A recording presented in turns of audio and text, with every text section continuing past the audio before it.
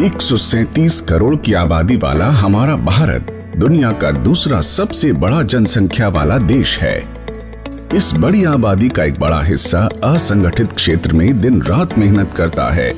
इनकी संख्या 38 करोड़ से भी अधिक है। ये असंगठित श्रमिक मनरेगा कामगार, किसान, प्रवासी श्रमिक, street vendor, mid day meal श्रमिक, सिर पर बोझ ढोने वाले, ईंट भट्टा मजदूर, कचरा उठाने वाले, घरेलू कामगार, धोबी, रिक्शा चालक, भूमिहीन और खेतीहर मजदूर, निर्माण, बीड़ी और हथकरघा मजदूर, आशा एवं आंगनबाड़ी कर्मचारी आदि हैं। यानी देश अर्थव्यवस्था की एक बड़े हिस्से की जिम्मेदारी इनके कंधों पर है, जिसे ये पूरी कुशलता के साथ निभा रहे हैं।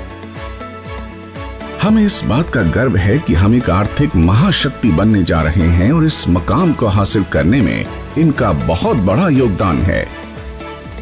इनके इस योगदान को देखते हुए सरकार असंगठित क्षेत्र में काम करने वाले श्रमिकों का एक डेटाबेस बना रही है। श्रम और रोजगार मंत्रालय ने NIC की मदद से एक राष्ट्रीय पोर्टल के जरिए इस डेटाबेस को एकीकृत करने का बीड़ा उठाया है। इस पोर्टल पर असंगठित क्षेत्र के श्रमिकों का रजिस्ट्रेशन किया जा रहा है और उन्हें एक UAN कार्ड दिया जा रहा है। इसके लिए श्रम और रोजगार मंत्रालय एवं CSC के बीच एक समझौता हुआ है, जिसके तहत CSC इस डेटाबेस को समृद्ध बनाने में मदद करेगी। CSC के 4 लाख से भी ज्यादा सेंटर्स पूरे देश की डिजिटल डिवाइड की खाई को कम कर रहे हैं। भारत सरकार के कई तरह की सेवाओं को आप VLE जनता तक पहुंचाने में अपना महत्वपूर्ण योगदान दे रहे हैं। इसके तहत आप असंगठित क्षेत्र के श्रमिकों को मंत्रालय की ई-श्रम पोर्टल पर रजिस्ट्रेशन करवाने में मदद कर सकते हैं। श्रमिकों का पंजीकरण करने से पहले आपको 3 बातों का विशेष ध्यान रखना है। पहला, पंजीकरण करवाने वाले श्रमिक की उम्र 16 साल से ऊपर और 60 साल के अंदर होनी चाहिए। दूसरा, श्रमिक इनकम टैक्स का भुगतान नहीं करता हो। और तीसरा, श्रमिक EPFO और ESIC के सदस्य न हो। अगर श्रमिक ये सभी शर्तें पूरी करते हो तो आप उनका रजिस्ट्रेशन कर सकते हैं।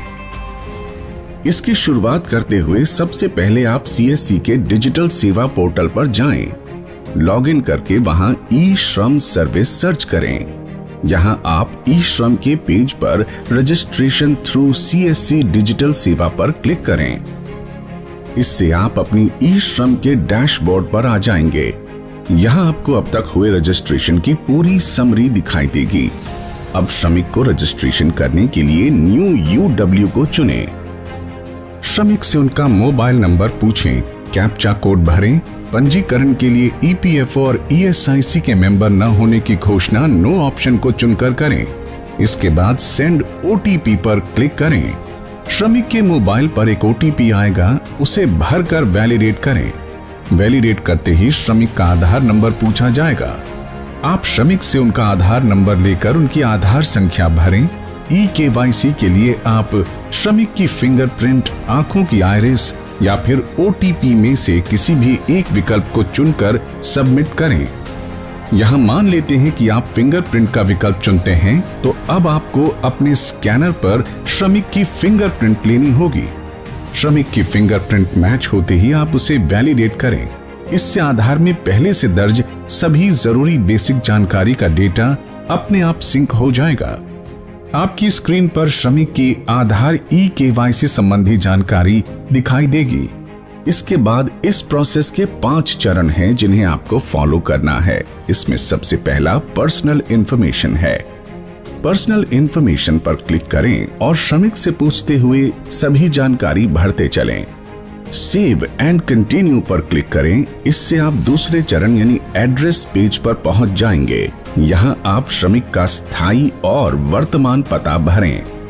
सेव एंड कंटिन्यू पर क्लिक करें। इससे आप तीसरे यानी एजुकेशन और इनकम संबंधी जानकारी वाले पेज पर आ जाएंगे।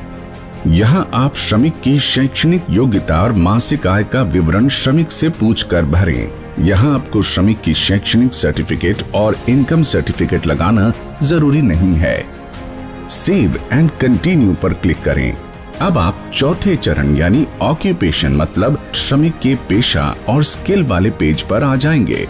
यहाँ श्रमिक का पेशा और उनकी वार्षिक अनुभव की जानकारी उनसे पूछकर भरें और सेव एंड कंटिन्यू पर क्लिक करें। अब आपके सामने 5वां और अंतिम स्टेप बैंक अकाउंट डिटेल्स आ जाएगा।